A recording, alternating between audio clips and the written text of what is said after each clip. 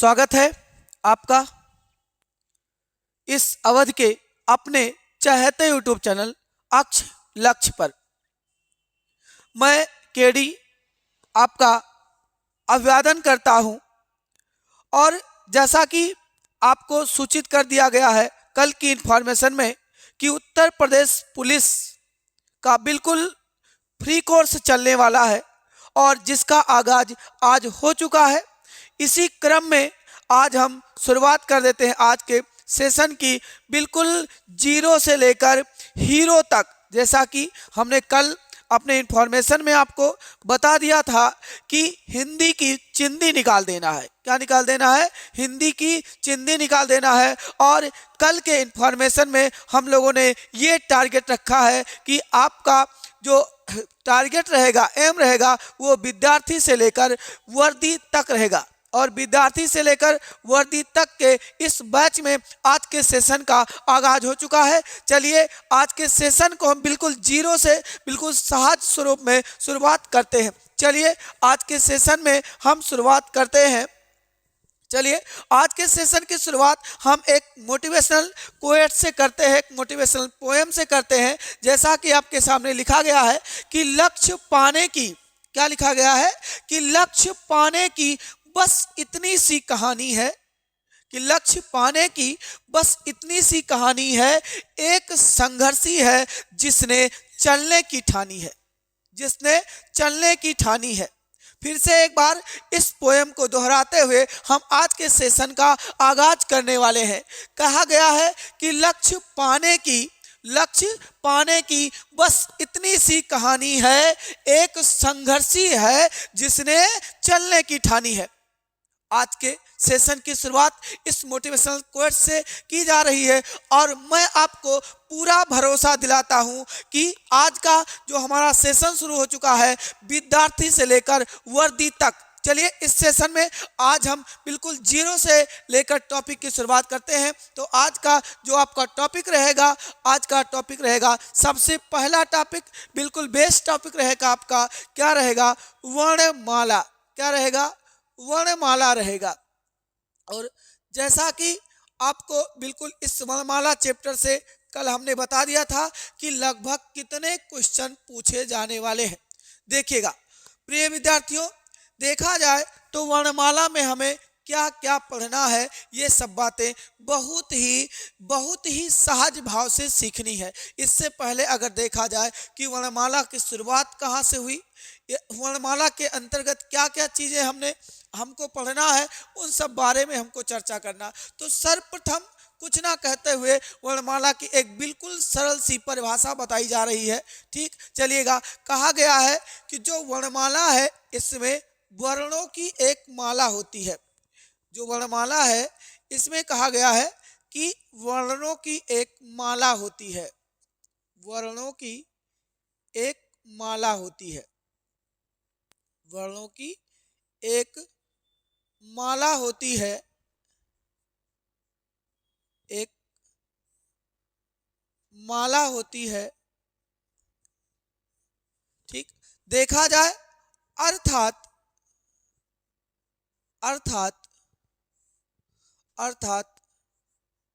वर्णों के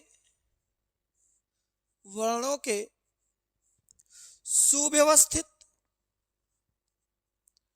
वर्णों के सुव्यवस्थित या क्रमबद्ध, सुव्यवस्थित या क्रमबद्ध समूह को वर्णमाला कहते हैं। वर्णमाला कहते हैं। हमने आपको बताया कि इसमें वर्णों की एक माला होती है। इस प्रकार से इसको हम परिभाषित कर सकते हैं कि वर्णों के सुव्यवस्थित क्रमबद्ध समूह को क्या कहा जाता है? वर्णमाला कहा जाता है। पहले जो सबसे मेन आपका क्वेश्चन जो पूछा जाता है वो पूछा जाता है क्या कि वर्णमाला में वर्णों की संख्या कितनी होती है। ये जानना होता है सबसे प्रथम। देखा जाए तो अगर देखा जाए तो वर्णमाला में वर्णमाला में वर्णमाला में वर्णों की प्रमुख भूमिका होती है। प्रमुख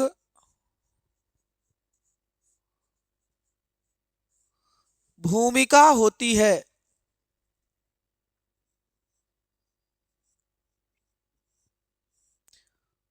वर्णों की प्रमुख भूमिका होती है। अगर देखा जाए तो इनकी संख्या, अगर देखा जाए इनकी संख्या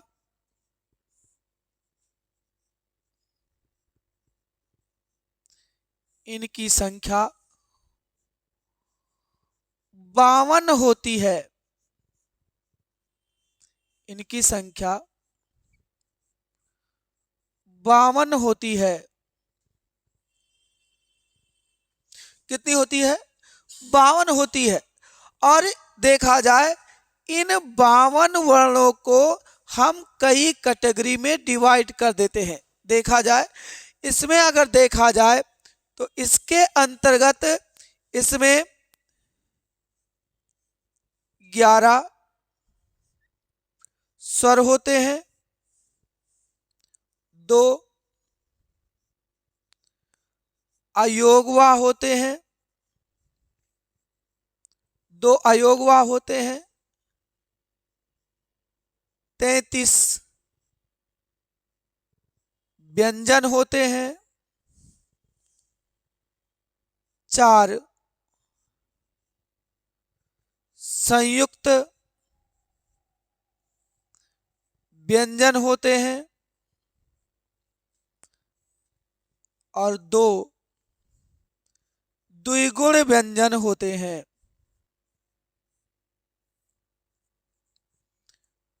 द्विगुण व्यंजन होते हैं। इनकी संख्या कितनी होती है? 52। हिंदी वर्णमाला में वर्णों की संख्या 52 होती है।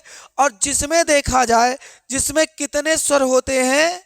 11 स्वर होते हैं और 2 क्या होते हैं? अयोगवा होते हैं। 2 क्या होते हैं? अयोगवा होते हैं। और इसमें अंतर्गत 33 व्यंजन है, 4 संयुक्त व्यंजन है और आपके 2 देखा जाए तो द्विगुण व्यंजन है। और टोटल देखा जाए तो वर्णमाला में वर्णों की संख्या 52 होती है। अगर आपसे पूछा जाए कि लेखन के आधार पर, अगर आपसे पूछा जाए कि लेखन के आधार पर, किसके आधार पर? लेखन के आधार पर, लेखन के आधार पर कुल वर्णों की संख्या, कुल वर्णों की संख्या लेखन के आधार पर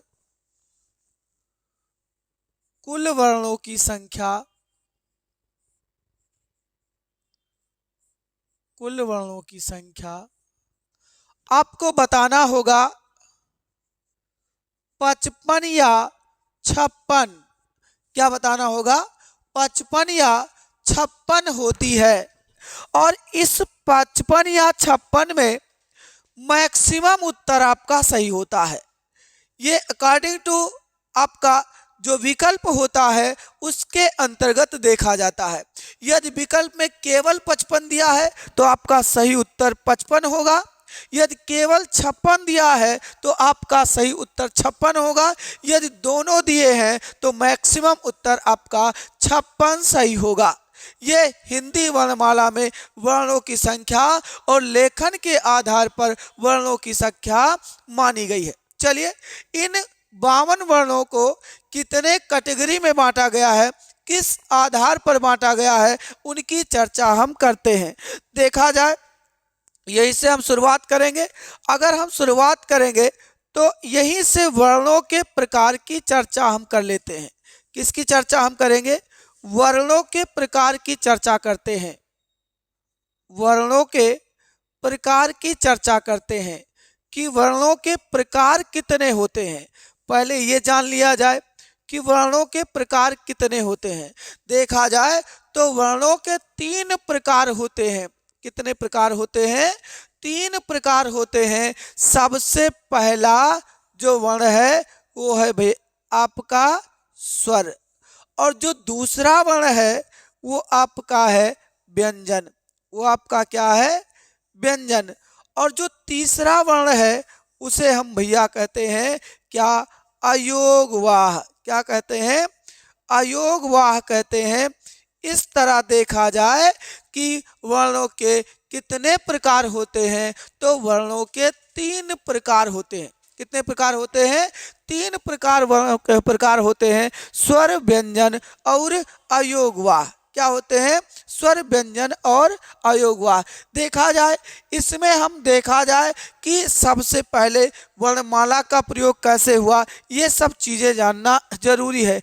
भैया वर्णमाला के अंतर्गत आपको जानना होता है कि ध्वनि क्या होती है। ध्वनि क्या होती है? वर्णमाला के अंतर्गत आपको जानना होता है कि ध्वनि क्या होती है, ध्वनि। और ये जानना होता है कि वर्ण क्या होता है, और ये जानना होता है कि अक्षर क्या होता है।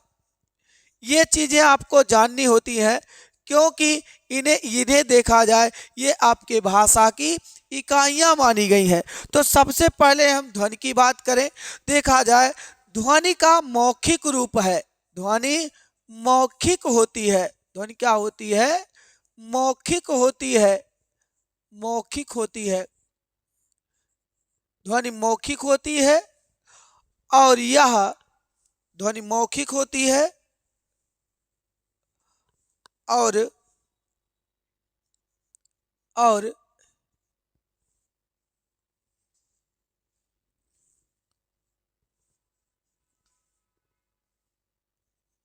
और इसे ही और इसे ही भाषा की और इसे ही भाषा की सबसे छोटी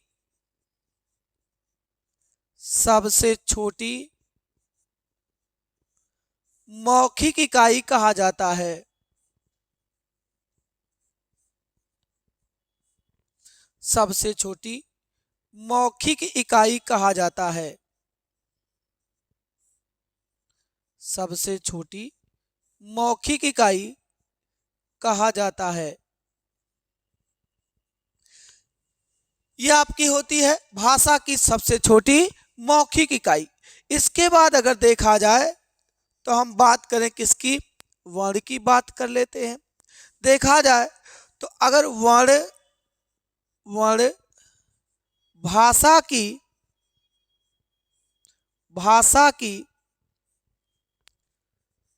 सबसे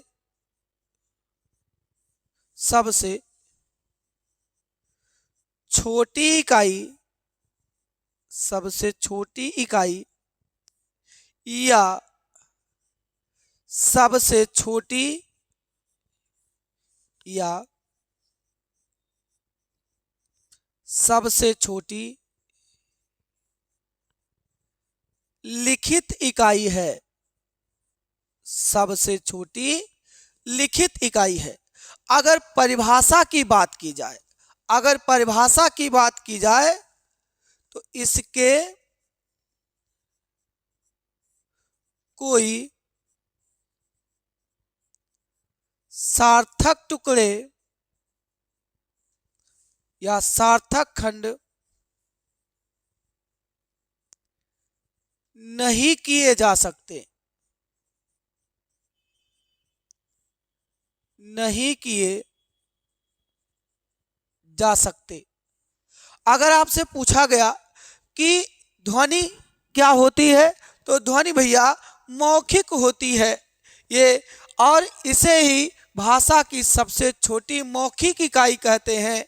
क्या कहते हैं, मौखिक इकाई। और वर्ण है भाषा की सबसे छोटी इकाई है और इसे सबसे छोटी लिखित इकाई कहते हैं। और इसे क्या कहते हैं, इसका कोई सार्थक खंड या टुकड़ा नहीं किया जा सकता है। इसे क्या कहा जाता है, वर्ण कहा जाता है। और इन्हीं वर्णों को कितने तरीके से बांट दिया गया है, स्वर, व्यंजन और अयोगवाह में। किसमें बांट दिया गया है, स्वर, व्यंजन और अयोगवाह में। चलते हैं आगे की चर्चा में। देखा जाए तो हम थोड़ा अक्षर की बात कर लेते हैं कि अक्षर क्या होते हैं। देखा जाए अक्षर की अगर हम बात करें, अगर हम बात अक्षर की करें, अक्षर तो देखा जाए अक्षर आ प्लस क्षर दो शब्दों से मिलकर बना है, जिसका शाब्दिक अर्थ होता है, जिसका शाब्दिक अर्थ, जिसका शाब्दिक अर्थ होता है नष्ट ना होने वाला, जिसका शाब्दिक अर्थ होता है नष्ट ना होने वाला। अगर परिभाषा की बात की जाए, अगर परिभाषा की बात की जाए तो एक ही स्वर में, एक ही स्वर में उच्चारित होने वाली ध्वनियां, उच्चारित होने वाली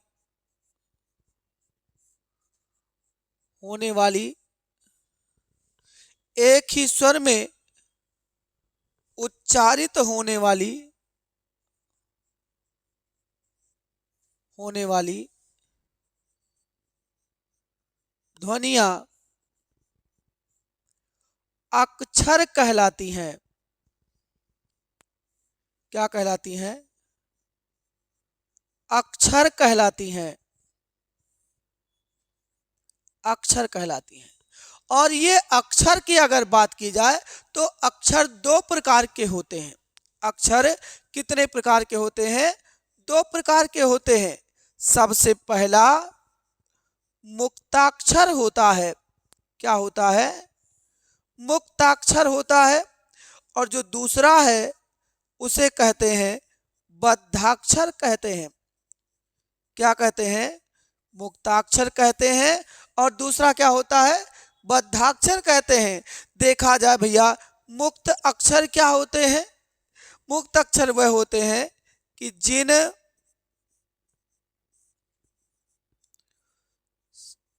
शब्दों के अंत में, जिन शब्दों के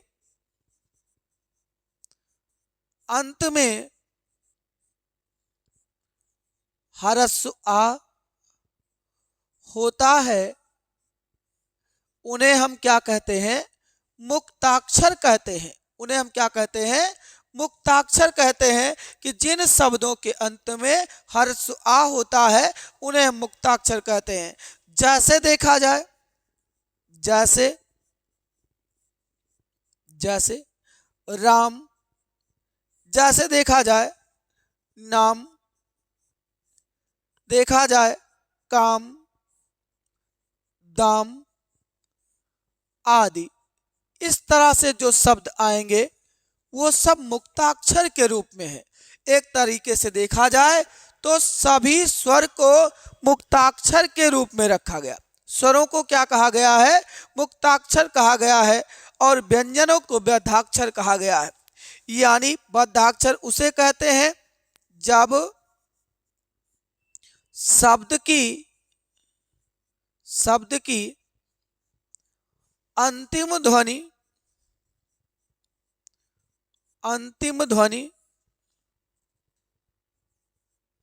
जब शब्द की अंतिम ध्वनि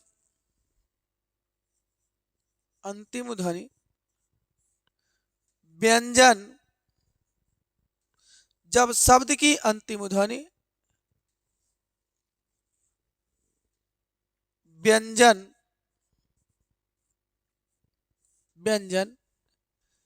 या कह सकते हैं इसे या हलंत हो तो उसे हम कहेंगे भैया बद्धाक्षर कहते हैं। देखा जाए अगर हम जैसे की बात करें तो ओम, ये आपका क्या है, बद्धाक्षर है। और यहां से देखा जाए तो श्रीमान, ओम, और यहां से देखा जाए श्रीमान, ये आपकी ध्वनियां क्या होती हैं, बद्धाक्षर होती हैं। तो यहां से देखा जाए तो अक्षर दो रूप में होते हैं, एक है मुक्ताक्षर और दूसरा है क्या, बद्धाक्षर। जब शब्द की अंतिम ध्वनि ह्रस्व आ हो यानी स्वर हो तो उसे हम मुक्ताक्षर कहते हैं, और हलन तो उसे क्या कहते हैं, आप कहते हैं बद्धाक्षर। इस तरह से एक शब्द और लिखा जाता है उपनिषद। क्या लिखा जाता है, उपनिषद लिखा जाता है। इस तरह से अगर देखा जाए तो इन शब्दों को क्या कहते हैं, इन शब्दों को बद्धाक्षर कहा जाता है। चलिए आगे की शुरुआत हम करते हैं। आगे हम आपको ये बता रहे थे कि वर्णों के कितने प्रकार होते हैं, वर्णों के कितने प्रकार होते हैं। तो यही से देखा जाए वर्णों के 3 प्रकार होते हैं। कितने प्रकार होते हैं, 3 प्रकार होते हैं। तो सबसे पहले हम शुरुआत कर देते हैं कि स्वर की बात कर लेते हैं। बात हम करें किसकी, स्वर की। हाँ, ये कह सकते हैं, स्वर की परिभाषा ये कह सकते हैं कि जिन ध्वनियों के उच्चारण में, जिन ध्वनियों के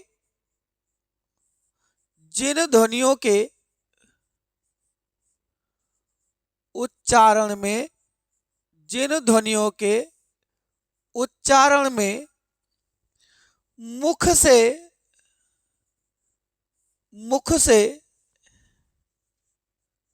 से निकलने वाली वायु का प्रवाह,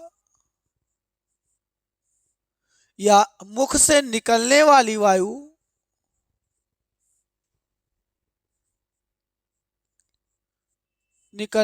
वायु का प्रवाह अबाध गति से होता है,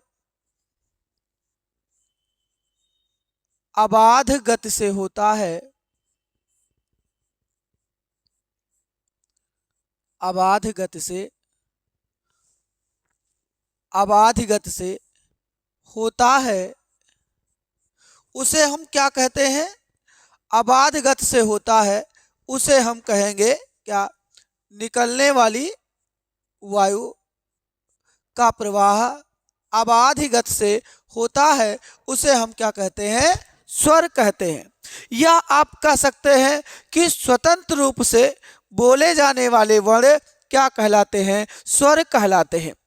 अब देखा जाए एक परिभाषा ये भी है कि स्वतंत्र रूप से अगर जिस वर्णों का उच्चारण होता है उन वर्णों को क्या कहते हैं, स्वर कहते हैं।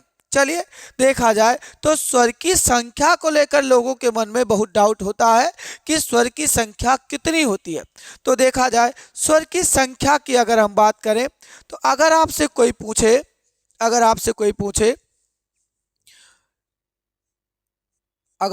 पूछे कि हिंदी वर्णमाला में, अगर आपसे कोई पूछे कि हिंदी वर्णमाला में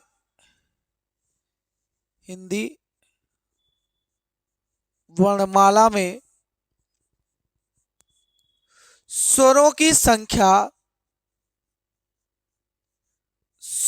संख्या तो आप बताएंगे कि हिंदी वर्णमाला में स्वरों की संख्या 11 होती है। कितनी होती है, 11 होती है। दूसरी बात अगर देखा जाए तो लिख सकते हैं देवनागरी लिपि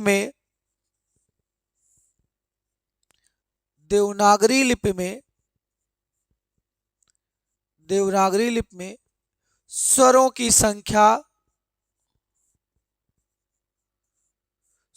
संख्या तो 11 होती है। ठीक, आगे देखा जाए तीसरी बात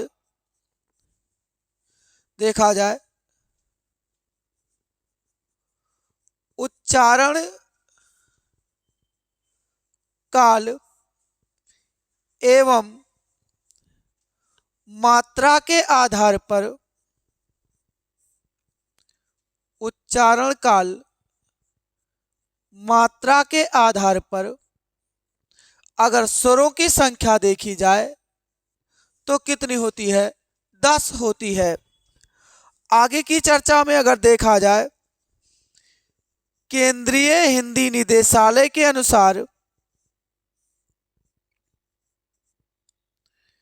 केंद्रीय हिंदी निदेशालय के अनुसार केंद्रीय हिंदी निदेशालय के अनुसार देखा जाए तो स्वरों की संख्या कितनी होती है? 11 होती है। आगे देखा जाए, कामता प्रसाद गुरु के अनुसार कामता प्रसाद गुरु के अनुसार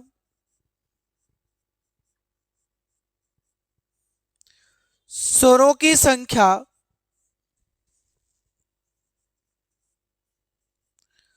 स्वरों की संख्या 10 होती है। कितनी होती है? 10 होती है। आगे लास्ट यदि आपसे पूछा जाए, लास्ट पूछा जाए, लेखन के आधार पर लेखन के आधार पर या अगर आपसे पूछा जाए हिंदी में कुल स्वरों की संख्या तो आपको बताना होगा कितना? 13 बताना होगा। यानी अगर देखा जाए कि स्वरों की संख्या के बारे में अगर आपसे क्वेश्चन पूछा जाए तो हिंदी में स्वरों की संख्या की कंडीशन हमने आपको बता दी है कि हिंदी वर्णमाला में, हिंदी देवनागरी लिपि में अगर पूछा जाए स्वरों की संख्या कितनी होती है तो आप बताएंगे कितनी? 11। उच्चारण काल एवं मात्रा के आधार पर संख्या 10 होती है। केंद्रीय हिंदी निदेशालय के अनुसार 11 होती है और कामता प्रसाद गुरु के अनुसार स्वरों की संख्या 10 होती है और लेखन के आधार पर कुल स्वरों की संख्या कितनी होती है? 13 होती है।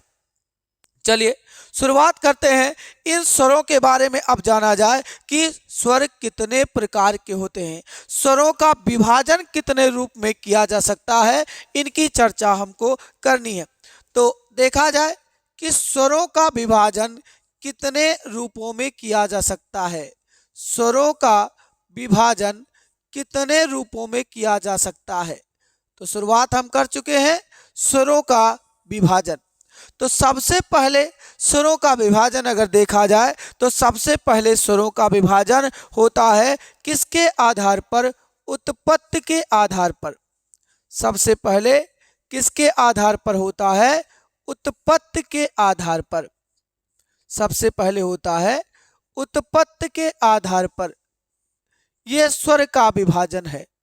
तो उत्पत्ति के आधार पर अगर होगा तो भैया 2 प्रकार के होते हैं। उत्पत्ति के आधार पर 2 प्रकार के होते हैं। हम कह सकते हैं हरस स्वर, क्या कह सकते हैं? हरस स्वर कहते हैं, या इन्हें क्या कहते हैं? मूल स्वर कहते हैं। हरस स्वर या मूल स्वर कहते हैं। और जो दूसरा प्रकार होता है उसे हम क्या कहते हैं? संधि स्वर कहते हैं। क्या कहते हैं? संधि स्वर कहते हैं। देखा जाए एक तरीके से ये भी संधि स्वर लिखा जाता है और एक कभी कभी संधि स्वर इस रूप में भी लिखा जाता है। तो उत्पत्ति के आधार पर स्वर 2 रूप में होते हैं। एक हरस स्वर होता है यानी मूल स्वर होता है, और दूसरा जो होता है उसे संधि स्वर कहते हैं। क्या कहते हैं? संधि स्वर कहते हैं। चलिए देखते हैं हरस स्वर क्या होते हैं। देखा जाए सबसे पहली अगर हम बात करें किसके बारे में? हरस स्वर के बाद अगर हम बात करें तो हरस स्वर क्या होते हैं? देखिए, जिन स्वरों के उच्चारण में सबसे कम समय लगता है। देखा जाए यानी हमने कहा जिन स्वरों के उच्चारण में जिन स्वरों के उच्चारण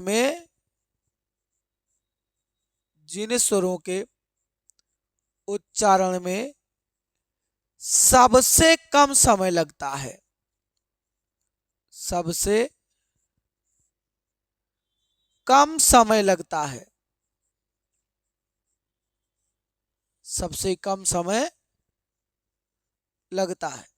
तो जिन स्वरों के उच्चारण में सबसे कम समय लगता है उन्हें हम क्या कहते हैं, ह्रस्व स्वर कहते हैं। इनकी संख्या अगर देखी जाए तो 4 होती है। ह्रस्व आ होता है, ह्रस्व ई होता है और ह्रस्व और ह्रस्व री, यानी इनकी संख्या कितनी होती है, इनकी संख्या 4 होती है।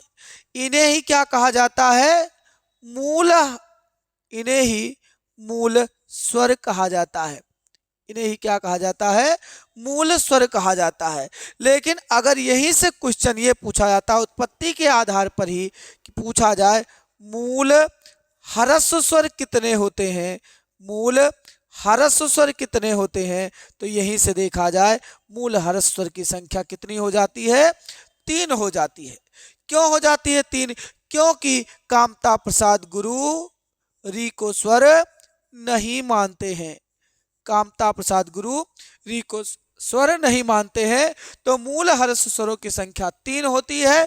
और आपसे ह्रस्व स्वरों की संख्या पूछी जाए तो 4 होती है, मूल स्वरों की संख्या पूछी जाए तो कितनी होती है, 4 होती है। चलिए अगला देखा जाए संधि स्वर क्या होते हैं। अगला देखा जाए संधि स्वर क्या होते हैं। संधि स्वर क्या होते हैं, इन्हें हम संधि स्वर, संधिया, इन्हें हम संधि स्वर कहते हैं। क्या कहते हैं, संधि स्वर कहते हैं। अगर परिभाषा देखी जाए, अगर परिभाषा देखी जाए संधि स्वर की, तो हम संधि स्वर की परिभाषा कह सकते हैं। वैसे संधि स्वर हमेशा जान लीजिएगा ये 2 रूप में पाए जाते हैं। 2 रूप में संधि स्वर होते हैं। एक सबसे पहले अगर देखा जाए, सबसे पहले तो सबसे पहले एक होते हैं मूल दीर्घ स्वर। सबसे पहले आते हैं मूल दीर्घ स्वर, और ये मूल दीर्घ स्वर होते हैं। और ये दूसरा जो इनका रूप होता है, दूसरा जो रूप होता है, उन्हें हम संयुक्त स्वर कहते हैं। उन्हें हम क्या कहते हैं, संयुक्त स्वर कहते हैं। संयुक्त स्वर देखा जाए स्वर का मेल स्वर से ही होता है, स्वर का मेल स्वर से ही होता है। यानी मूल दीर्घ स्वर की अगर हम बात करें तो मूल दीर्घ स्वर आपके जो होते हैं वो होते हैं कितने, 3 होते हैं। दीर्घ आ, दीर्घ ई होते हैं, और क्या होते हैं, दीर्घ उ होते हैं। क्या, दीर्घ आ, दीर्घ ई और दीर्घ उ होते हैं। देखा जाए जब 2 समान मिलते हैं, जब 2 समान मिलते हैं तो समान मिलने पर रूप क्या होता है, दीर्घ होता है। यानी 2 ह्रस्व मिलते हैं तो इनका रूप क्या हो जाता है, दीर्घ हो जाता है। यानी इस तरह से अगर देखा जाए तो इनका रूप दीर्घ हो जाता है। तो समान मिलने पर इनका रूप क्या होता है, दीर्घ होता है। देखा जाए ऐसे स्वरों को हम सजातीय स्वर भी कहते हैं। ऐसे स्वरों को हम क्या कहते हैं, सजातीय स्वर कहते हैं, या ऐसे स्वरों को हम सवर्ण स्वर कहते हैं। ऐसे स्वरों को हम क्या कहते हैं, सवर्ण स्वर कहते हैं। चलिए देखा जाए संयुक्त स्वर में देखा जाए तो संयुक्त स्वर जो होते हैं जब 2 असमान स्वर आपस में मिलते हैं तो ऐसे स्वरों को हम संयुक्त स्वर कहते हैं। इनकी संख्या 4 होती है। ए होती है, आई होती है, ओ होती है और आ होती है। यानी इनकी संख्या 4 होती है। यानी जो ए होते हैं वो आ और ई से मिलकर बनते हैं, जो आई होते हैं यानी वो आ और ए से मिलकर बनते हैं, और जो ओ होता है वो आ और उ से मिलकर बनता है, और जो अ होता है वो और आ और ओ से मिलकर बनता है। ये आपके क्या होते हैं, संयुक्त स्वर होते हैं। जब 2 असमान स्वरों का मेल होता है तो उन्हें हम संयुक्त स्वर कहते हैं। यानी अगर देखा जाए तो इन्हें विजातीय स्वर भी कहते हैं। इन्हें कौन सा स्वर कहते हैं, विजातीय स्वर भी कहते हैं। और विजातीय स्वर के अलावा इन्हें हम कह सकते हैं असवर्ण स्वर। क्या कहते हैं, असवर्ण स्वर कहते हैं। क्या कहते हैं? असमर्थ स्वर। तो इस प्रकार से देखा जाए ये आपके संधि स्वर होते हैं। कितने प्रकार के होते हैं? 2 प्रकार के। लेकिन जब कभी पूछा जाए मूल दीर्घ स्वर कितने होते हैं तो 3 होते हैं, और संयुक्त स्वर आपके कितने होते हैं? 4 होते हैं। ये आपका रहा उत्पत्ति के आधार पर। किसके आधार पर? उत्पत्ति के आधार पर ये आपका रहा क्या कि स्वर का विभाजन। चलिए अगला विभाजन अगर देखा जाए तो किसके आधार पर अगर देखा जाए तो उच्चारण या मात्रा के आधार पर। उच्चारण या मात्रा के आधार पर अगर पूछा जाए कि उच्चारण या मात्रा के आधार पर कितने प्रकार के स्वर होते हैं उनकी चर्चा की जाए। उच्चारण या मात्रा के आधार पर कितने होते हैं? 3 होते हैं। कितने होते हैं? 3 होते हैं। सबसे पहला जो होता है भैया वो होता है आपका कौन सा स्वर होता है? ह्रस्व या एक मात्रिक स्वर। ह्रस्व या एक मात्रिक स्वर। ह्रस्व या एक मात्रिक स्वर। और जो दूसरा होता है, जो दूसरा है वो आपका है क्या? दीर्घ। दीर्घ या कह सकते हैं द्विमात्रिक स्वर। दीर्घ या द्विमात्रिक स्वर हम कहते हैं। और जो तीसरा प्रकार होता है, जो तीसरा प्रकार होता है उसे हम कहते हैं पुल्लुत। पुल्लुत या त्रिमात्रिक। पुल्लुत या त्रिमात्रिक, या इसे ही हम कहते हैं क्या? बहुमात्रिक स्वर। क्या कहते हैं? या इसे हम कहते हैं बहुमात्रिक स्वर। तो किसके आधार पर? उच्चारण मात्रा के आधार पर अगर देखा जाए तो ये आपके 3 प्रकार के होते हैं। ह्रस्व स्वर की बात अभी हमने आपको बता ही दी थी। सबसे कम समय, सबसे कम समय, सबसे कम समय भैया इसमें लगता है। और इसमें कितने मात्रा का समय लगता है? 1 मात्रा का समय लगता है। कितना समय लगता है?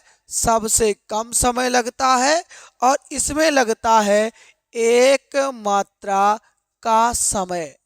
1 मात्रा का समय लगता है या सबसे कम समय लगता है। और देखा जाए तो इनकी संख्या भी 4 होती है। यही आपके एक मात्रिक स्वर होते हैं। ये ह्रस्व आ, ह्रस्व ई और ह्रस्व उ और ये री, यही आपके 4 होते हैं। और इन्हीं को ही ह्रस्व स्वर कहा जाता है, एक मात्रिक स्वर कहा जाता है, या इन्हें ही क्या कहा जाता है? मूल स्वर कहा जाता है। क्या कहा जाता है? मूल स्वर कहा जाता है। आगे देखा जाए जो आपके द्विमात्रिक स्वर हैं इनमें भैया क्या? ह्रस्व से अधिक समय, ह्रस्व से अधिक समय, ह्रस्व से अधिक, या आप 2 गुना कह सकते हैं, 2 गुना, या आप कह सकते हैं द्विमात्रा का समय। कितने मात्रा का समय? द्विमात्रा का समय। द्विमात्रा का समय इसमें लगता है।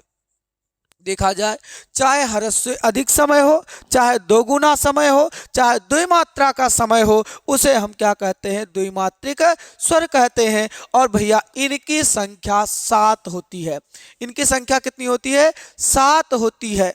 देखा जाए तो दीर्घ आ, दीर्घ आ, दीर्घ ई और दीर्घ उ, और देखा जाए ए होता है, आई होता है और ओ होता है और औ। इनकी संख्या 7 होती है। कितनी होती है? 7। तो दीर्घ स्वरों की संख्या अगर पूछी जाए तो दीर्घ स्वरों की संख्या कितनी होती है? 7 होती है। दीर्घ आ, दीर्घ ई, दीर्घ उ, ये ए, ऐ, ओ और औ। ठीक है, इससे पहले हमने इसका विभाजन कर दिया है। इसमें 3 आपके मूल दीर्घ स्वर थे और 4 आपके क्या थे? संयुक्त स्वर। आगे देखा जाए प्लुत स्वर या त्रिमात्रिक स्वर देखा जाए तो इसमें सबसे अधिक समय, इसमें भैया कैसा समय लगता है? सबसे अधिक समय, सबसे अधिक समय या आप कह सकते हैं कि 3 गुना समय, कितना, 3 गुना समय लगता है, या कह सकते हैं 3 मात्रा का समय लगता है। ऐसे स्वरों को हम क्या कहते हैं, प्लुत स्वर कहते हैं, या त्रिमात्रिक या बहुमात्रिक स्वर कहते हैं। देखा जाए तो अगर इनके संख्या की बात की जाए, इनके संख्या की बात की जाए तो इनकी संख्या कितनी होती है, 8 होती है। प्लुत स्वरों की संख्या कितनी होती है, 8 होती है। ये आपका विभाजन रहा, किसके आधार पर, उच्चारण या मात्रा के आधार पर इनकी संख्या देखी जाए तो इनकी संख्या कितनी होती है, 8 होती है। ये आपका रहा किसके आधार पर, उच्चारण या मात्रा के आधार पर स्वर का विभाजन। तो आज के सेशन में इतना ही रहेगा और आगाज हो चुका है आपके बैच का, विद्यार्थी से लेकर वर्दी तक। आज के लिए इतना ही, आगे सेशन की शुरुआत में इससे आगे बातें लेकर हाजिर होते हैं आपके सामने। तब तक आज के लिए जय हिंद, जय भारत।